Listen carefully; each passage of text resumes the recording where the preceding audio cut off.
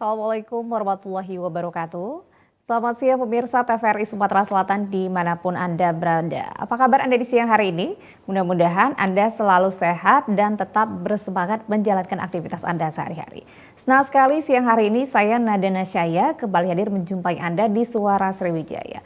Pemirsa, sebentar lagi kita akan memasuki momentum Hari Raya Idul Adha. Hari Raya Idul Adha sama halnya dengan Hari Raya Kurban.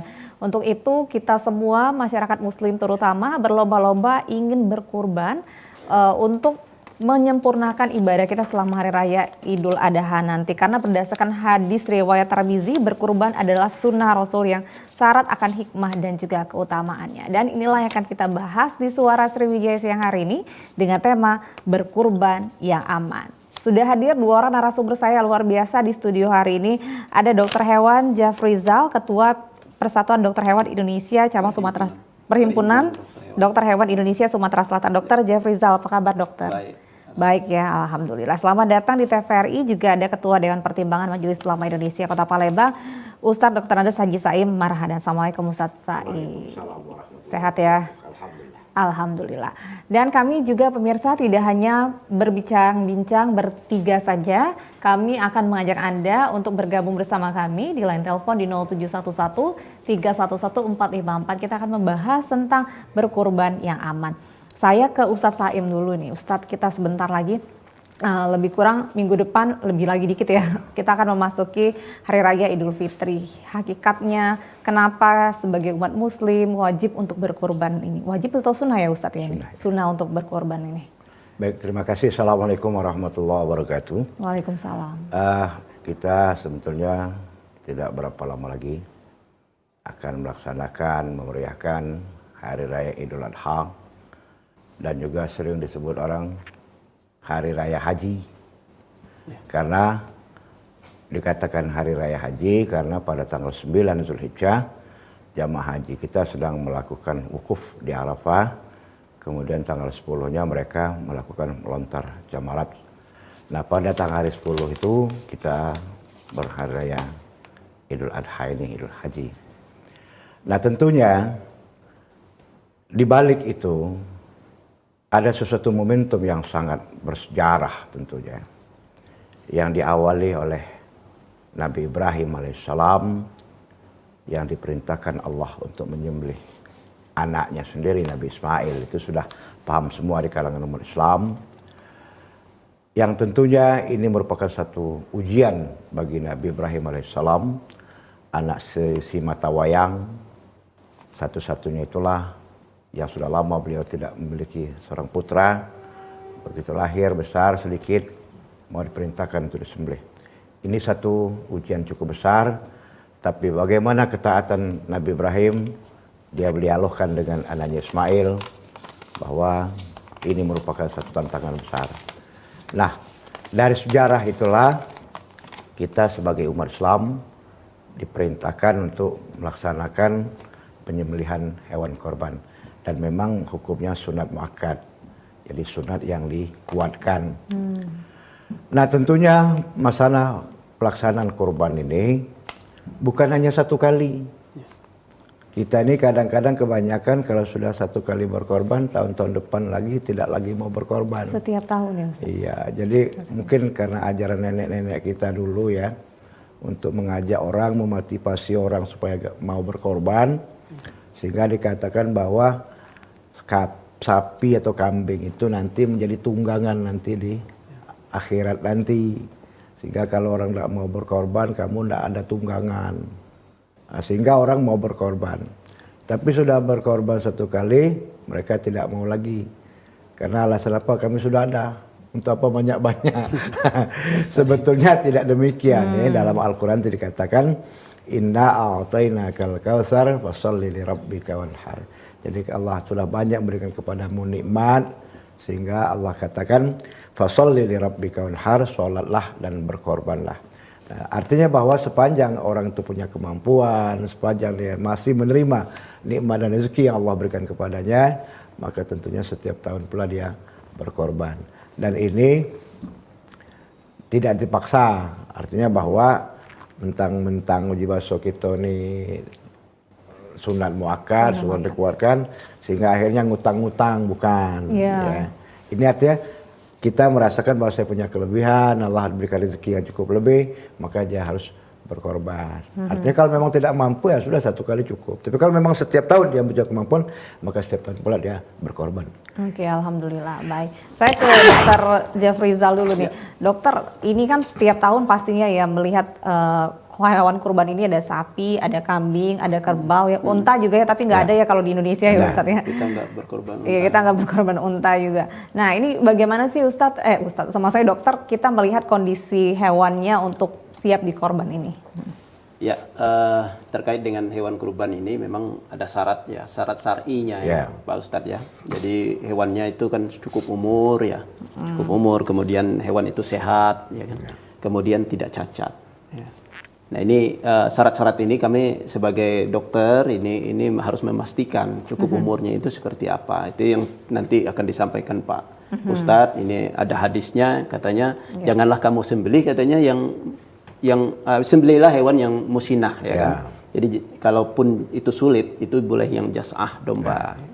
Jadi terkait dengan itu musinah itu kalau saya nanti bisa dijelaskan Pak Ustadz ya.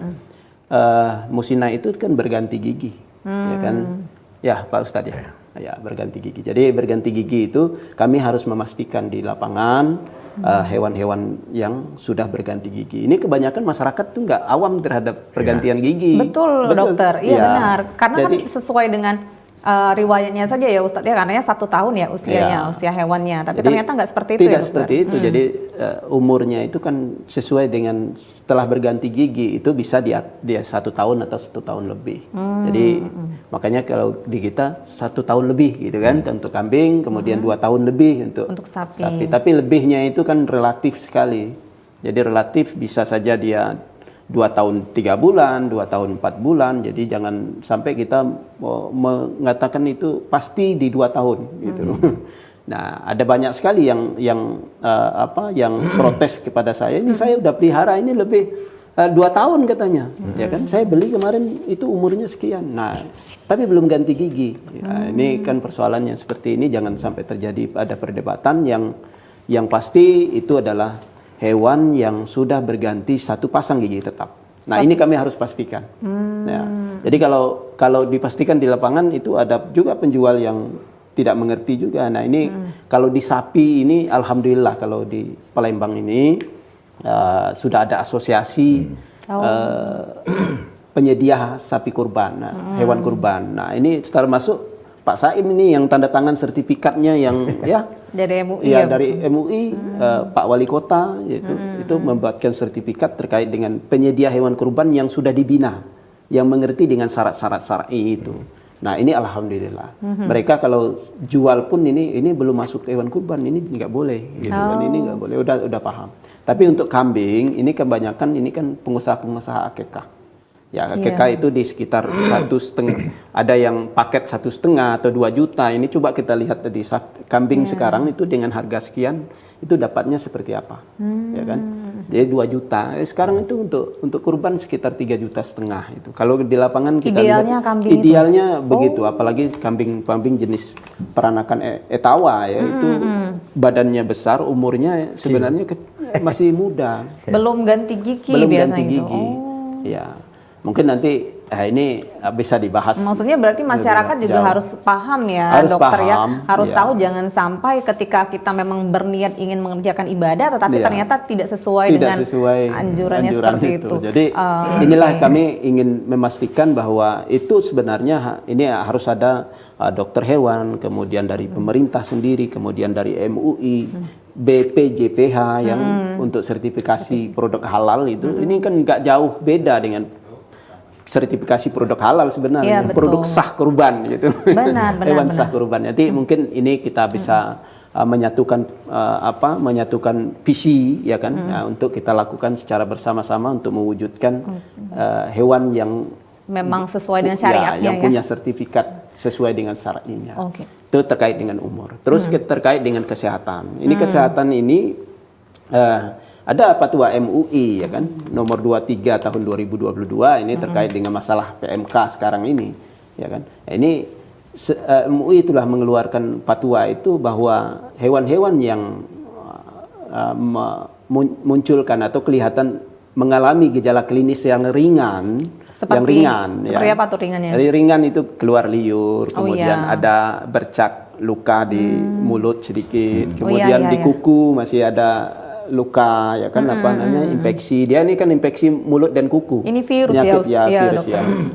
Jadi masih bisa berjalan atau bisa tidak copot ya kukunya itu masih bisa, masih sah sebagai hewan kurban, ya kan.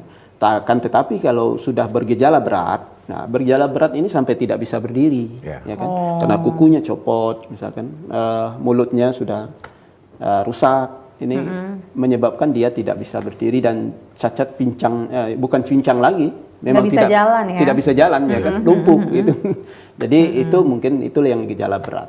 Tapi jangan khawatir karena gejala ringan ini penyakit ini kan mudah disembuhkan dan juga tidak berbahaya bagi manusia. Nah, ini yang poin pentingnya kan di situ. Jadi kita bisa menghilangkan gejalanya, gejala-gejala tidak berliur, tidak mau makan, itu dengan mudah itu bisa kita Pemberian obat gitu ya, dokter? obat itu bisa kita pulihkan. Akan tetapi memang penyakit ini kan cepat sekali menyebar. Karena itu ya lewat udara ya? Iya, penularannya. dia bisa melalui udara. Ya, apalagi dalam satu kandang itu Banyak biasanya kan peternak ya? peternak ini sering berikan komporan ya. Komporan itu makanan dicampur air itu dimasukkan Bareng-bareng gitu ya? Bareng-bareng. Jadi kalau minum di sini ada ingus, misalkan keluar. Oh iya, ini makanya dengan mudah cepatnya sekali. menular. Nah, itu yang mempercepat itu penularan. Yang kedua, sapi yang sakit masih Disatukan. dengan sapi yang sehat. Tidak diisolasi ya? Tidak diisolasi. Tapi bersyukurnya kenapa? Itu kalau di Palembang ini kan di awal-awal, di bulan Mei kemarin, awal Sudah Mei ya? sudah kena. Wabahnya sudah ya, nyebar. wabahnya sudah. Dia nggak lama 10 hari, 7 hari sudah membaik.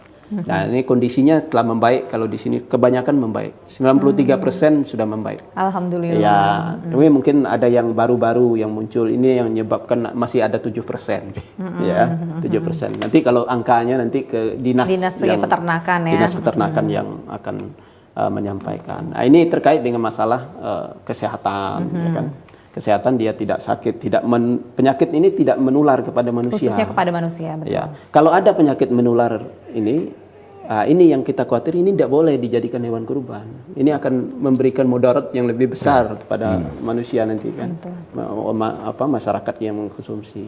Ini terkait dengan tidak pincang itu jelas itu. Kalau itu jelas semua itu Pak Ustadz ya, mata tidak buta itu jelas bisa kita lihat. Tapi kan ada juga yang ada cacat tanduk luka sedikit, ya kan? Nah, itu ringan katanya. Oh, bisa diobati gitu ya dokter bisa ya? Kalau pecah tanduk, mungkin Pak Ustadz ya, pecah tanduk itu dibolehkan kalau di dalam dalam fatwanya, ya kan? Di dalam fatwanya. Nah, yang tidak boleh ini kan yang sudah patah. Yeah. Kalau sudah patah itu nggak boleh. Nah, terkait dengan penyakit ini mungkin penyakit yang berat saja yang tidak boleh. Terus kedua, tidak cacat ini yang saya bilang tadi, cacatnya buta, kemudian pincangnya ini pincang yang berat. Jadi bukan pincang yang kadang-kadang ada yang juga yang bertanya, ini kan awalnya kan tidak pincang dibawa kemudian dia jatuh patah. Nah, ini nanti kita minta fatwanya dari Pak Ustadz. Ini kebanyakan kan gitu Pak Ustadz. Iya, makanya di banyak, dalam kita ada penanganan hewan ini diperhatikan terkait dengan masalah kesejahteraan hewan. Jadi orang yang di tempat penanganan hewan pada saat mau dibawa dari kandang atau mau dibawa ke tempat pemotongannya itu harus punya tempat rampa kalau di istilahnya. Rampa itu tempat dia naik tangga lah. Harus ada punya tangga, itu syarat dari kesejahteraan hewan. Nah, ini tidak boleh tidak adanya. Biar katanya juga biar nyaman, nggak stres gitu ya. Jadi Islam ini sudah mengatur itu ya Pak Ustadz ya, kan jangan memperlakukan hewan dengan cara yang kasar, ya kan, menyembelihnya pun juga harus dengan pisau yang tajam. Jangan disiksa hewan itu, jangan dilihatin lagi potong hewan kawannya di situ kita lihatin, itu nggak boleh ya. Iya, itu sudah diatur di dalam Islam. Nah, sebenarnya sekarang itu kan dunia barat ya. Betul. Itu menerapkan di rumah potong hewan. Iya, iya. Itu seperti itu. Itu menjaga kesejahteraan hewan itu sebenarnya. Ada Sampai hewan adab-adabnya itu ya sehat. Ustadz ya Iya, untuk itu dipergunakan oleh orang-orang barat. Ya kan? Oh, oke, baik, Gitu. baik, baik. Jangan kita yang Islam sendiri itu tidak mempergunakan Baik. aturan-aturan itu. Ya kan? baik. Orang yang melakukan orang barat yang nggak begitu paham dengan hukum-hukum Islam, aturan-aturan Islam malah mempergunakan itu kan. Baik. Iya. Oke, Mungkin oke. gitu. Oke, dokter Ustadz kita harus break dulu nih, semakin menarik perbincangan kita nih pemirsa. Kami mengundang Anda juga untuk bergabung bersama kami di line telepon di 0711 311454. Tetaplah bersama kami.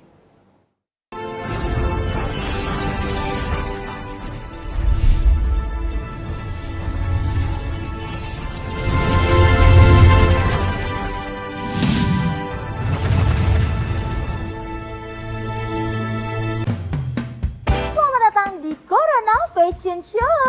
Fashion Show menarik, gaya nyentrik namun menggelitik. Kita sambut peserta pertama kita dengan tema anti kuman, antibakteri dan antivirus. Selalu mencuci tangan dengan air yang mengalir. Sebelum dan sesudah melakukan aktivitas atau menggunakan hand sanitizer. Peserta selanjutnya dengan tema jaga jarak aman. Jaga jarak minimal 1 meter saat berbicara dan beraktivitas. Jarak boleh jauh, tapi hati kita tetap bersatu. Peserta yang terakhir dengan tema anti percikan air dan debu. Masker dan face shield dapat melindungimu. Terima kasih telah membantu mencegah penularan COVID-19 menuju Indonesia sehat. TVRI Media Pemersatu Bangsa. TVRI Media Pemersatu Bangsa. Prabu mulai. Prima. TVRI Media Pemersatu Bangsa. Oke. Guna mendukung migrasi siaran TV analog ke digital, TVRI akan memulai tahapan analog switch off di 11 kota dan Batam dan akan dilanjutkan secara nasional mulai 2 November 2022. Siaran TVRI sudah dapat ditonton melalui TV digital. Terdiri dari 4 kanal digital. Kanal 1 TVRI Nasional, Kanal 2 TVRI Daerah, Kanal 3 Budaya, dan Kanal 4 Olahraga. Siaran TV digital dapat dinikmati dari televisi yang telah dilengkapi perangkat digital atau dengan televisi lama menggunakan set-top box. Siaran TV digital memberikan kualitas gambar yang bersih, suara jernih, dan beragam konten secara gratis. Yuk beralih ke digital. TV digital bersih, jernih, canggih.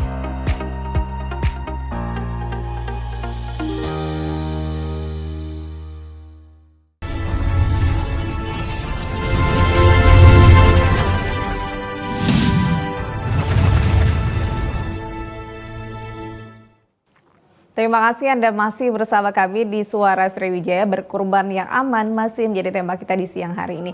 Dan Anda dapat bergabung bersama kami di line telepon di 0711311454 bersama dengan Ustadz Said dan juga Dr. Hewan Jafrizal. Oke, nah tadi secara teknis memang hewan itu harus sehat gitu ya Ustadz ya, Dr. Jafrizal sudah menjelaskan. Sebenarnya secara Islam sendiri kita sebaiknya ketika kita memilih hewan kurban jangan sampai kita jangan sampai kita tergoda dengan harga yang murah gitu Ustadz. Ini bagaimana sih niatnya baik jadinya nyimpang. Ya. Jadi sebetulnya itu yang sudah disampaikan oleh Pak Dokter tadi. Hewan itu besar. Ya, sehingga pembagian kepada masyarakat juga kan banyak. Iya. Jangan yang kurus. Sehingga pada saat disembelih tidak ada dagingnya, tulang semua. Nah itu pertanyaan caranya harus besar. Yang kedua tadi tidak cacat. Ya kasihanlah hewan sudah cacat mau disembelih lagi.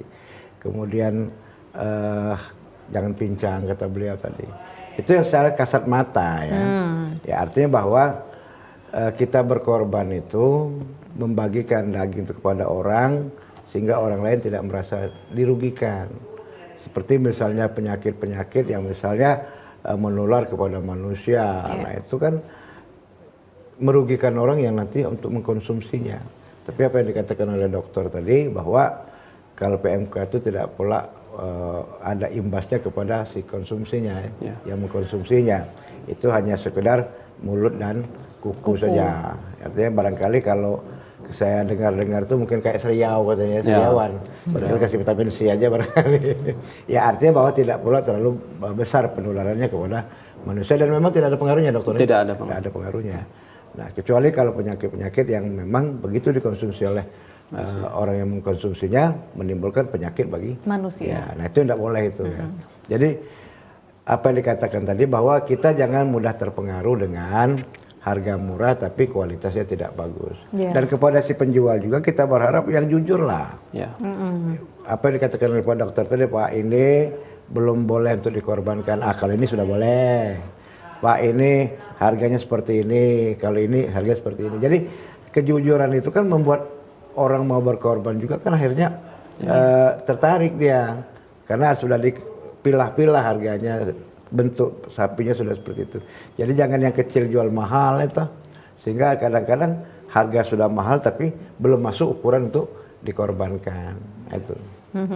Sama-sama berkah lah ya Ustadz, antara penjual sama yang akan membeli. Nah ini gimana Ustadz kalau misalkan seperti tadi ya, ketika mungkin apes sekali yang beli gitu, nggak tahu kalau misalnya itu sebenarnya belum layak untuk dikurbankan gitu. Ini gimana nih secara Islamnya?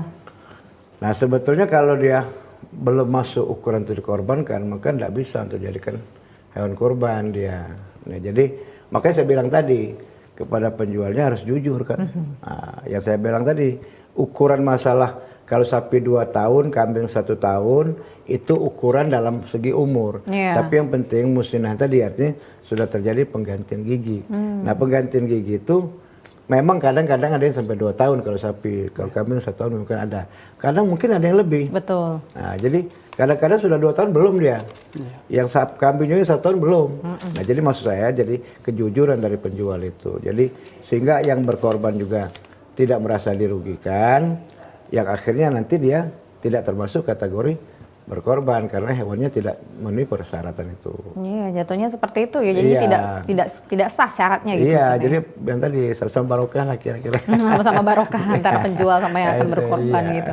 Oke. Nah, dokter secara teknisnya ini maksudnya ketika penjual gitu atau misalnya pembeli lah, misalnya saya mau beli gitu kan untuk berkorban. Bagaimana kita bisa tahu apakah ada cara awam atau memang harus dibawa ke dokter hewan? Apakah sudah ganti gigi atau ini gimana? Ya. Jadi terkait dengan persyaratan ini, misalkan untuk masalah umur ya. Umur sebenarnya kalau kita teliti, itu kita minta tolong penjualnya saja untuk yang bukakan. Bukakan dulu giginya misalkan. Ya, ini perbedaannya tuh sangat mencolok. Oh iya ya. Ya, sangat mencolok untuk gigi-gigi seri yang belum berganti, kita anggaplah jari 4 kita, ya kan. Ini gigi seri. Kalau sudah berganti, dia jadi jari jempol. Lebih besar. Lebih besar. Jadi setiap gigi permanen itu lebih besar dari gigi seri. Ya, jadi kasat mata sekali kasat berarti mata, ya kasat mata. Akan tetapi kan ada yang ragu, ini kambingnya besar kok. Lihat giginya masih kayak ya kan, kayak pisang kecil-kecil, ya, pisang kecil. Nah ini belum ganti gigi, belum jelas umurnya. Itu, ya, itu jelas. Jadi badannya saja besar, tapi umurnya belum masuk. Jadi persyaratan utama tentu saja apa yang sampaikan Pak Saim tadi, umur dulu, ya kan. Umur kita pastikan, kemudian nanti cari yang besar, ya kan, yang banyak dagingnya untuk bisa dibagi-bagikan ke masyarakat. Ya. Tapi apabila itu tidak juga bisa saya ragu, tidak bisa. Nah, ini kita, ini kan dinas pertanian dan ketahanan pangan Kota Palembang, itu kan ada bidang peternakannya, ada dokter hewannya di situ, itu bisa diundang, dipanggil untuk menemani. Itu kita setiap itu Pertamina, ya kan, Pertamina kalau di kota itu Pertamina yang sering itu panggil. Ada orang, ada juga masyarakat dari masjid itu mau lihat, dari poligon itu sering itu, ya kan, lihat itu saya udah belikan sapi di sana, udah coba dicek. Umurnya sehat cukup apa belum, kesehatannya gimana ya. Itu memang tugasnya pemerintah untuk memastikan itu. ya kan? Iya. Akan tetapi ke depan kita perlu mensertifikasi lembaga khusus hewannya ya. ini, ya kan? Nah ini saya melihat ini kan perlu ada ya undang-undang yang terkait dengan ini. Mungkin dimasukkan di pasal Undang-Undang Nomor 33 tahun 2014 ya tentang jaminan produk halal, ya kan? Mungkin bisa itu Masukkan bagian, ditambahkan gitu ya. Ditambahkan di bagian untuk terkait dengan masalah sertifikasi untuk hewan kurban, ya kan?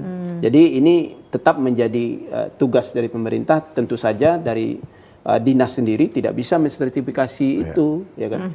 Tentu dari sama dengan produk halal, ya kan? Kita tahu bahwa itu kesehatan, dari segi misalkan RPH untuk personalnya kita tahu, tapi kan perlu sertifikat halal dari kalau dulu MUI ya, kalau sekarang ini kan BPJPH. Ya kan? Jadi itu mungkin ini harus dimasukkan di situ. Ya, penting sekali karena untuk ketenangan bagi pembeli ketenangan juga bagi ya pembeli. dokter ya, selain melihat gigi kemudian juga sehat. Nah, ukuran sehatnya ini dokter tadi kan kalau tadi ini saya mau ini sih menenangkan masyarakat juga ya, karena selama ini kan masyarakat berpikir ya karena mulut dan kuku penyakit PMK ini menyebabkan akan ada dampaknya. Mungkin kita lebih dielaborasi lagi sih dokter. Ini nih penyakitnya hanya untuk sapi atau hanya untuk kambing sesama mereka saja. Kemudian kira-kira gejalanya apa gitu. Dan pasti dipastikan memang dokter tadi juga mengatakan sih memang tidak akan menular kepada manusia ini. Ya, jadi hewan penyakit PMK ini gejala pertama yang muncul itu demam tinggi, ya kan, demam tinggi, kemudian hipersalivasi atau apalah, berliur lah ya, ngeces kalau kita itu ngeces, ini bahasa yang gampang, ini ngeces, kemudian itu dia tidak mau makan. Nah, tapi kalau masih gejala itu, kalau menurut Fatwa MUI ini nggak apa-apa, ini masih bisa, ya kan.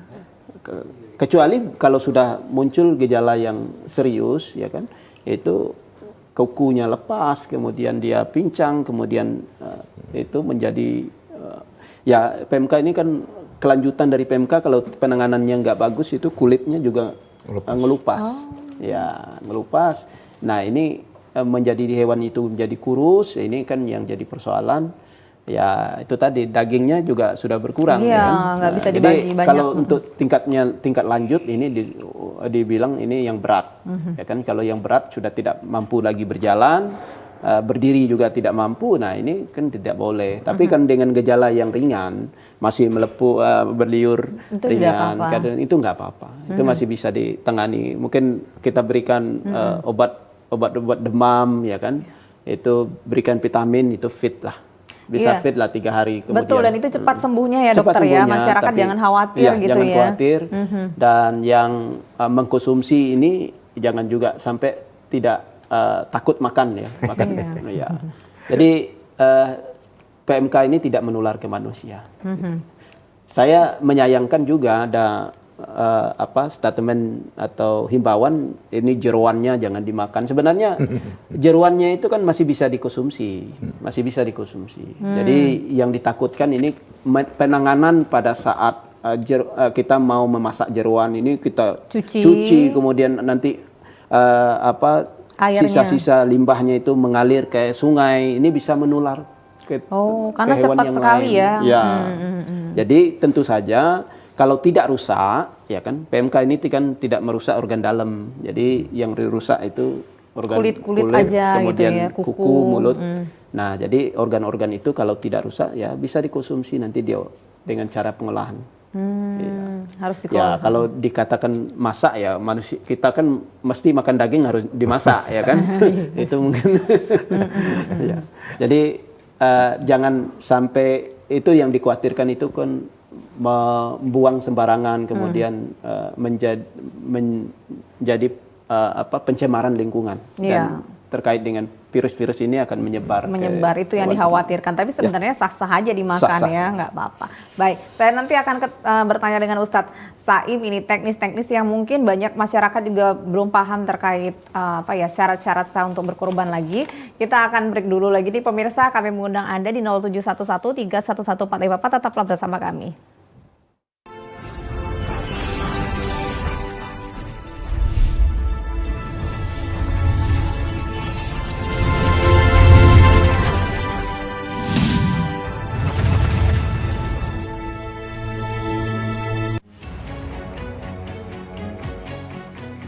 pandemi COVID ini kita jadikan momentum untuk melakukan percepatan transformasi digital. Era TV digital ini sudah di depan mata. Yang penting untuk masyarakat itu kualitas siarannya bagus.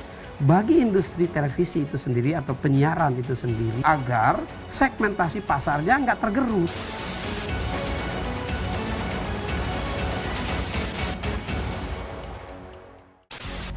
Sejarah panjang dunia penyiaran diawali dengan hal yang sederhana, yaitu informasi. Semula informasi tersampaikan hanya didengar. Seiring waktu perkembangannya, informasi tidak hanya dapat didengar, melainkan dapat dilihat asal kejadian informasi itu melalui pesawat televisi. Pada tahun 1925, berdirilah Radio Batavia bentukan Hindia Belanda dalam menguasai informasi dan menjadi alat propaganda pada masa penjajahan di Indonesia. Melalui siaran yang terjadi pada tahun 1933, dipelopori oleh KGPAA Mangkunegoro ke-7 dengan mendirikan Solos Radio Vereniging atau SRV di Solo, dan di Yogyakarta berdiri Radio Mafro. Siaran SRV untuk melawan siaran hiburan budaya barat dengan siaran kebudayaan asal Jawa Indonesia yang siarannya sampai seluruh Hindia Belanda. Dan sejak tahun itulah menjadi tonggak sejarah penetapan Hari Penyiaran Nasional. Pada tahun 1945, lahirlah Radio Republik Indonesia, dan di mana teks proklamasi tersiarkan ke pelosok negeri yang menyatakan Indonesia merdeka. Sejarah dari dunia televisi adalah pada tahun 1962, di mana TVRI sebagai televisi pertama Indonesia yang mengudara dan menyiarkan langsung pembukaan Asian Games keempat di Indonesia. Hingga saat ini, Hari Siaran Nasional telah menginjak masa 88 tahun sebagai saksi dunia penyiaran Indonesia.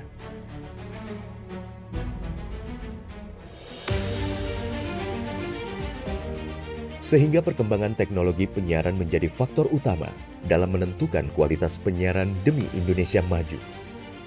Namun masih banyak daerah yang tidak dapat ikut andil dalam pemerataan ekosistem dunia penyiarannya. Solusinya adalah Analog Switch Off atau ASO. Penyiaran secara analog akan segera berakhir menuju era digital yang menyeluruh. Kementerian Kominfo adalah rumah TV digital. Bersama pihak terkait mewujudkan kesuksesan peralihan ESO menuju penyiaran digital. 2 November 2022 menjadi penting dan sejarah bersama era siaran nasional, yaitu berakhirnya masa siaran analog menuju era TV digital. Digitalisasi televisi menjadi kepentingan bersama. Meratanya siaran hingga ke pelosok negeri, bersih gambarnya, jernih suaranya, dan canggih teknologinya. Menciptakan masa depan bangsa Indonesia yang lebih maju.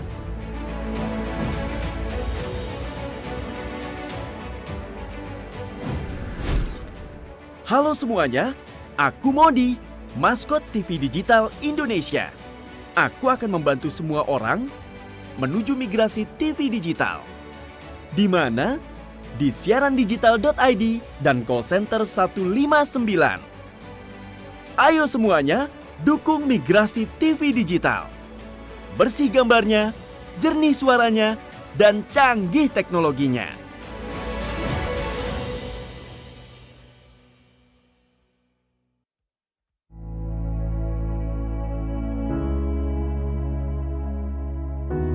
Pemirsa TVRI, pandemi COVID-19 belum berakhir. Sesuai anjuran Presiden, kita semua wajib pakai masker. Jangan pernah lepas masker saat bertemu orang lain. Mari disiplin. Indonesia pulih, Indonesia bisa.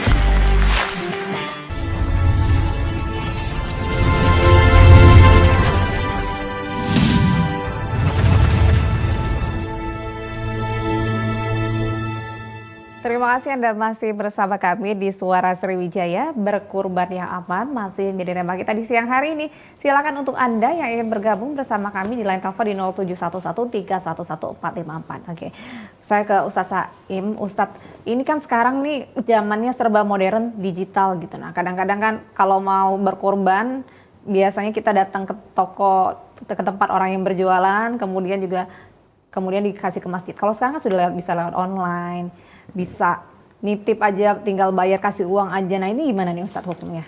Ya sebetulnya kalau tadi saya bilang, yang melaksanakan kurban itu, penyembelihan itu memang jujur, kita percaya, tidak jadi masalah.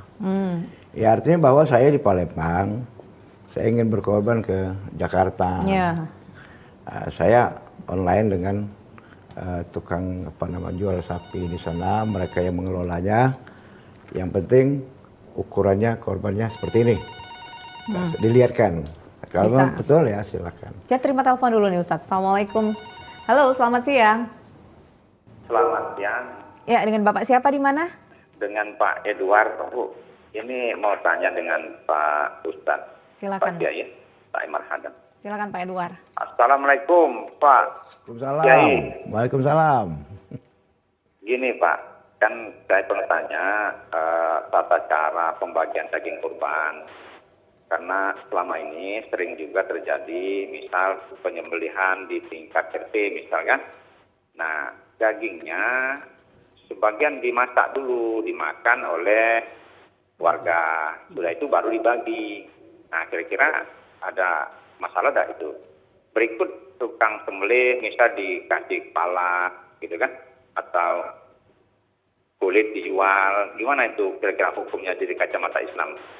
Cuman itu Bapak, terima kasih. Baik, terima kasih Pak Edward. Silakan Ustadz Saim. Ya, baik, jadi sebetulnya pembagian daging hewan korban itu sepanjang ada yang membutuhkannya kita berikan. Nah artinya bahwa petugas-petugasnya juga harus jujur. Jadi jangan sampai nanti kita sudah bekerja, sudah berbuat, akhirnya masih menjadi komen yang tidak baik dengan masyarakat. Nah oleh karena itu apa yang dikatakan tadi, misalnya daging mau dimasak dulu. Nah ini akan menimbulkan polemik kan, lebih baik tidak usah. Yang kedua masalah kulitnya. Ya artinya sebetulnya dijual untuk apa? Untuk kepentingan pribadi, untuk kepentingan apa? Ya sebetulnya daripada menimbulkan nanti fitnah, lebih baik mending dibagikan juga. Dibagikan siapa yang butuhkan, misalnya mau bikin beduk apa barangkali ya, atau bikin alat rebana barangkali. Daripada menimbulkan fitnah. Nah ini kulit sapi dijual, duitnya kemana? Nah kan menimbulkan fitnah. Ya lebih baik tidak usah. Jadi kita berikan saja bagi yang butuhkannya, mungkin digunakan, saya katakan tadi untuk beduk atau untuk apa yang barangkali bermanfaat untuk masyarakat. Kemudian pembagiannya juga harus sama. Jadi kalau misalnya rata-rata setiap orang setengah kilo, katakanlah 1 kilo misalnya, harus sama. Setiap orang itu harus mendapatkan bagian. Nah juga bagi yang berkorban boleh minta, tidak apa-apa. Sebab dalam Al-Quran itu katakan fakulu minha wa at'imul ba'isal faqir. Jadi sebagian mereka boleh untuk memakannya dan sebagian diberikan kepada yang berhak menerimanya. Jadi kalau misalnya berkorban juga tidak mau minta juga tidak apa-apa. Ya, tapi andaikan dia juga minta tidak apa-apa. Dan juga tetangga-tangga bisa, Pak lihat orang kaya Pak misalnya ya, dikasih tidak apa-apa, kasih juga. Iya. Jadi kita itu bukan cuma orang miskin saja, orang kaya juga kita kasih. Ada apa-apa. Kalau kepala tadi? Kalau kepala tadi untuk nyembelih, tidak ada aturannya itu. Tidak ada aturannya. Biasanya kan gitu. Memang kadang-kadang, kepalanya untuk nyembelih, sudah ada aturannya. Nggak ada aturannya dalam Islam, nggak ada ya Ustaz ya. Jadi silakan, kalau misalnya dia mau bawa pulang kepalanya, bawalah. Kalau tidak, siapa yang mau ngambil silakan. Jadi tidak ada prioritas untuk yang melakukan penyembelihan. Ya, ada yang mungkin, Pak untuk nyembelihnya kasih pukang sebelah, tidak ada aturan itu. Ya. Jadi yang penting bekerjalah si petugasnya, kalau dia sebagai panitia pelaksana penyembelihan korban, bekerjalah, jangan sampai nanti menimbulkan fitnah, menimbulkan suuzon di pihak-pihak yang berkepentingan. Oke, baik. Nih Ustadz, ini juga yang apa ya yang perlu dipahami oleh masyarakat? Apakah memang menyembelih hewan kurban, baik itu kalau sapi kita tahu ya untuk 7 ya. Nah, apakah memang satu rumah itu satu saja, satu kepala rumah tangga itu satu kalau misalnya untuk kambing, ataukah memang per orang di rumah itu harus satu-satu gitu? Nah, ini mungkin yang Ya perlu kalau dipahami. sapi itu kan 7 orang ya. Kambing itu 1 orang. Tapi kalau dia memang orang tidak punya, kepengen tapi berkorban cuma bisa kambing, tapi bagaimana keluarganya harus bisa? Dan Rasulullah pernah melakukan itu. Dan Rasulullah pernah niatkan bahwa saya menyembelih seekor korban sebagai kafir ini untuk saya dan keluarga saya. Artinya boleh-boleh saja. Artinya kalau memang tidak mampu, tidak apa-apa. Jangan maksakan dia nak ngutang, nak buat bikin penyembelihan korban sapi, tapi tidak punya, tidak usah. Saya nggak bisa kambing, tapi untuk keluarga bisa saja, tidak masalah. Kan juga hukumnya sunan muakkad ya. Nah itu. Tidak masalah ya Ustadz ya, baik. Saya ke Dr. Jafrizal ini. Nah, apa yang ketika memang mungkin tidak semua orang yang akan pergi berbelanja, tapi mungkin ada juga yang memang merawat hewan kurbannya secara pribadi untuk nanti dikorbankan setelah mungkin usianya 2 tahun, kalau sapi, kambing setelah 1 tahun gitu tuh. Bagaimana caranya untuk merawat ini dengan baik agar nanti ke depannya agar bisa tetap sehat, gemuk kalau ketika nanti dikorbankan, dokter? Ya, jadi pemeliharaan hewan ini kan sama sebenarnya hewan kurban dengan hewan-hewan yang lain. Tapi hewan kurban ini kan dikhususkan untuk meningkatkan berat badan ya, terutama pembentukan daging otot sebenarnya. Jadi tentu saja untuk hewan kurban ini akan sama dengan hewan potong, sapi potong ya kan, misalkan sapi potong atau kambing potong gitu kan untuk daging. Ini mesti pakan yang diformulasi itu akan berbeda dengan sapi perah, sapi untuk susunya ya. Susu ya. Juga sapi pembibitan ini. Nah, ini akan beda. Jadi dari awal kita mesti harus tahu kalau untuk sapi kurban ini kalau untuk penggemukan itu sebenarnya kalau di usaha penggemukan itu di 2,5 tahun atau 3 tahun itu penggemukan itu namanya. Tapi kan di sapi kurban ini kebanyakan orang membelinya dengan memeliharanya misalkan umur 1 tahun, berarti kan dia butuh waktu 1 tahun untuk peliharaan. Ini habis Idul Kurban ini langsung isi kandang kan untuk pelihara. Kurban ini beli yang umur 1 tahun. Nah ini dia masih butuh waktu untuk pertumbuhan. Ya. Nah jadi umur pertumbuhan ini mesti harus tahu bahwa dia masih butuh banyak kalsium, mineral, ya kan. Ini mesti harus untuk pembentukan tulang bukan otot, ya kan. Lebih banyak ke pembentukan tulang, ya kan. Ini pertumbuhan. Nah di saat-saat menjelang, ya kan setelah ganti gigi, ini baru dia bisa untuk penggemukan gitu Pak. Penggemukan itu kan berarti dimulai 2 tahun ke atas ya kalau sapi ya. Iya. Jadi kenapa kita ini kan setelah ganti gigi baru nanti dia kan gemukan itu kan sudah masuk dewasa. Jadi artinya pertumbuhan untuk tulang, untuk pertumbuhan untuk nambah dia tinggi atau besar itu kan sudah mulai menurun ya kan. Tapi untuk pembentukan otot yang mulai naik itu. Jadi mesti di atas 2 tahun. Iya. Ya, penggemukan. Jadi kalau kita berusaha untuk menggemukkan di awal itu rugi saja itu. Ya kan? Iya dokter. Pembentukan ototnya itu enggak sebesar nanti setelah. Lebih ke tulang dia ya. Lebih ke untuk menopang tulang. itu. Ya. Jadi setelah dia ganti gigi itu baru difokuskan untuk itu kan masuk dewasa itu. Ya. Ya kan masuk dewasa nanti dia baru pembentukan. Jadi pertumbuhannya bukan ke atas tapi ke samping. Jadi benar-benar maksudnya usia yang ideal tuh benar-benar di atas 2 tahun, 3 tahunan gitu ya dokter ya. 2 tahun, 3 tahun. Ya, kalau penggemukan ya. Iya. Biar karena kan syaratnya kan harusnya gemuk juga bagus untuk ini. Kalau sapi-sapi penggemukan di feedlot itu kan nggak perlu lama. Dia cukup 3 bulan, 4 bulan. Cepet gitu. ya dokter ya. Dengan naiknya berat badan misalkan 1,5 kilo sehari, ya kan? Ya memang tergantung bibit juga. Kalau sapi Bali ini paling di sekitar 0,6 kilo yang bisa kita kejar untuk penggemukannya. Oke. Ya. Dokter, adakah penanganan khusus nanti? Karena kan masyarakat ini khawatir apakah ini bekas kena virus ini kan, apakah ini terhadap hewan-hewan kurban yang nantinya akan dibagikan, yang nanti akan dimasak, nanti dijawabnya. Kita harus break dulu. Pemirsa, kami akan kembali setelah jeda iklan berikut ini. Tetaplah bersama kami.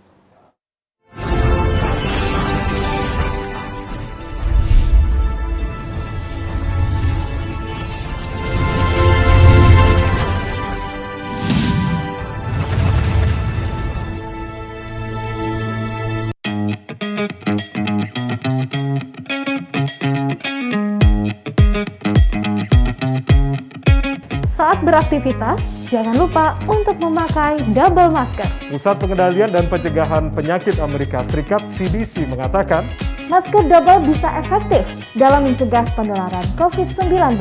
Masuknya berbagai varian baru menuntut kita untuk lebih ketat memproteksi diri.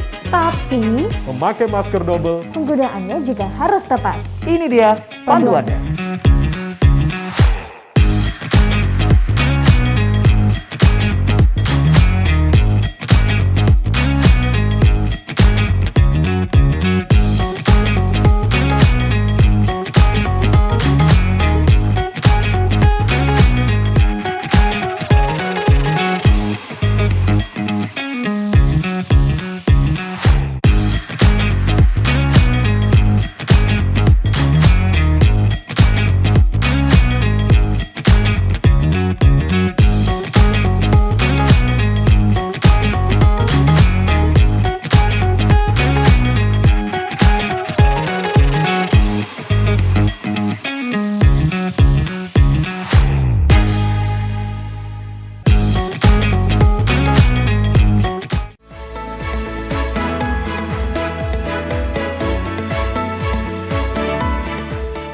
TVRI Media Pemersatu Bangsa. TVRI Media Pemersatu Bangsa.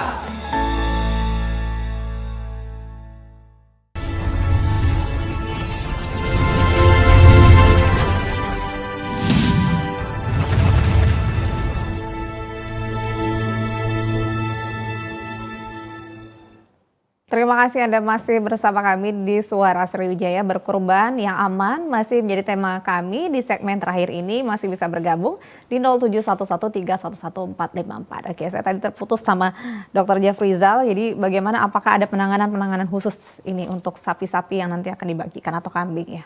Ya, kalau terkait dengan penanganan khusus ini tentu saja ini terkait dengan masalah sapi. Misalkan sapi ini harus ditangani khusus ya. Khusus artinya kan begini, ini harus memperhatikan dari segi kesejahteraan hewannya. Tuh. Kalau untuk daging ini terkait dengan higien sanitasinya, ya kan. Yang lebih penting lagi kehalalannya, ya Pak Ustadz, kehalalannya ini mestinya kan penyembelih kita ini di Kota Palembang ini mungkin baru ada 9, ya kan. Kalau ada 1000 masjid, ya kita anggap ke 50% yang melakukan penyembelihan, berarti ada 500 masjid yang melakukan penyembelihan. Itu nggak sanggup yang 9 yang juru sembelih halalnya ini menangani. Nah, ini perlu menjadi perhatian, ini harus selalu ditambah ini penyembelih halal ini harus dibina dan sertifikasi, ya kan. Jadi di Sumsel ini ada Juleha.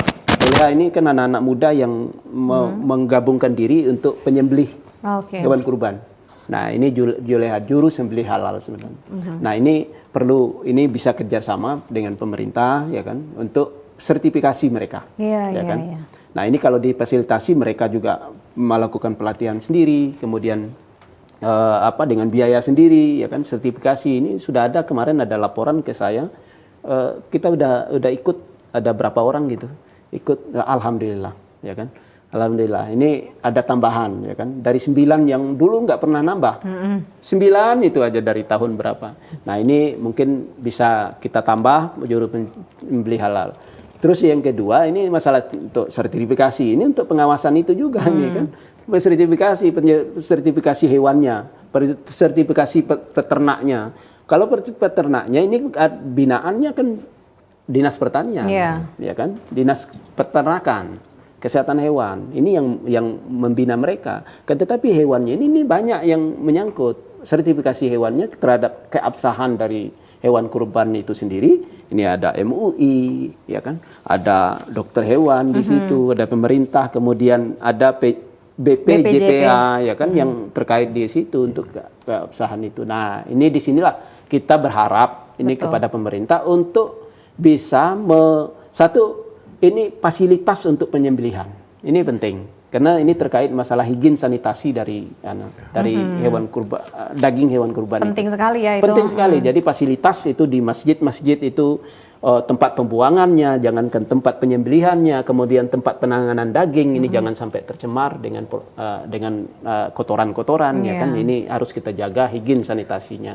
Ini satu masalah tempat. Yang kedua, ini masalah tempat penjualan. Ini kalau tempat penjualan hewan kurban, ya kan kita sekarang ini kan ada di mana-mana tersebar, ya. Kalau menyebar itu mungkin bisa beternaknya saja boleh menyebar di mana saja Anda bisa membudidayakan atau beternak sapi hewan kurban itu. Akan tetapi untuk menjualnya ini ada tempat khusus yang bisa nih sama-sama kita sertifikasi. Dan ada dokter hewannya di situ, ada tenaga dari dinas. Ada tenaga dari MUI, ada dari BPJPH. Pasar hewan lah. Jadi pasar hewan yang ya satu saat setelah hewan kurban ini bisa kita jadikan jadi pasar hewan beneran secara reguler, ya kan reguler. Orang bisa datang ke Palembang, di situ bisa beli hewan, bisa membeli hewan. Mudah-mudahan itu bisa terwujud. Betul. Agar sampai kepada masyarakat juga masyarakat jadi lebih tenang, sudah halal, sehat juga gitu ya dokter ya. Baik. Terjamin paling tidak, terjamin di situ bisa diawasi kesehatannya dari segi kalau untuk hewan kurban sertifikasi keabsahan dari hewan kurban itu. Ya kan? Kalau sekarang ini kita sertifikasi di kandang, besok udah ganti hewannya kan? Iya benar. Ya kan?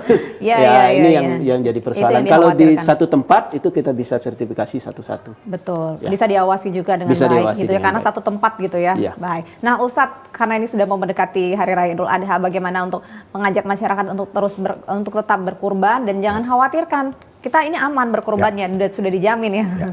Jadi saya tetap menghimbau artinya bahwa bagi masyarakat umat Islam khususnya yang berkemampuan untuk melaksanakan penyembelihan hewan kurban, untuk berkorban silakan, dan itu tidak usah diragukan apa yang dikatakan oleh Pak Dr. Jafri tadi bahwa UPMK itu pada prinsipnya tidak menjadi permasalahan bagi yang mengkonsumsinya.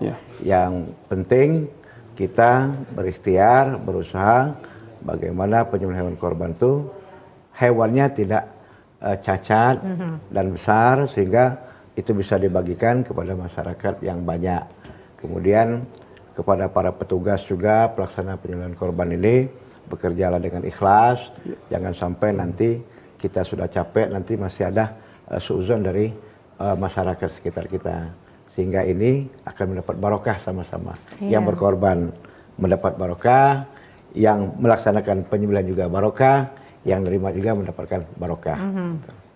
Baik, Dr. Jafrizal, bagaimana meyakinkan masyarakat agar korban ini, maksudnya sapi ataupun kambing ini tetap sehat dan juga aman dikonsumsi bagi masyarakat? Ya. Masyarakat sebenarnya tidak perlu khawatir kalau terkait dengan ini kan sudah ada fatwanya, MUI sudah mengeluarkan fatwa ya kan. Jadi hewan yang dengan gejala ringan itu tidak ada masalah. Yang kedua, ini kan penyakit ini bukan penyakit hewan menular ya, yang bisa menular kepada orang. Jadi hanya dikhawatirkan ini kan bisa menularkan ke ternak-ternak yang lain. Itu saja. Jadi ini tidak berbahaya untuk dikonsumsi, silakan berkorban dan silakan kita ini mengkonsumsi daging. Betul. Ya, jangan sampai takut mengkonsumsi daging. Jadi saya sudah melakukan itu, saya ajak teman-teman saya dokter-dokter hewan itu untuk makan bakso ya kan. Jadi bakso daging rusuk ya. Rusuk sapi. Jadi itu untuk meyakinkan ke masyarakat bahwa makan daging sapi itu aman. Walaupun yang kena PMK sekalipun. Gitu. Walaupun sudah itu ya, tenang saja masyarakat, sudah ada fatwa MUI juga ketika memang terkena, karena juga kata dokter tadi mengatakan penyakit ini juga cepat sekali sembuhnya dan bisa ditangani, insya Allah aman berkah ya. Jadi kami sama-sama mengajak Anda juga pemirsa TVRI Sumatera Selatan aman, insya Allah aman ketika kita mau berkurban, karena ini merupakan sunnah muakkad ya Ustadz ya. Mari kita sama-sama berkurban di Hari Raya Idul Adha mendatang. Demikian perbincangan kami hari ini. Saya Nadana Syaya, mewakili kerabat kerja yang bertugas, pamit undur diri. Terima kasih atas kebersamaan Anda. Wassalamualaikum warahmatullahi wabarakatuh. Sampai jumpa. Waalaikumsalam.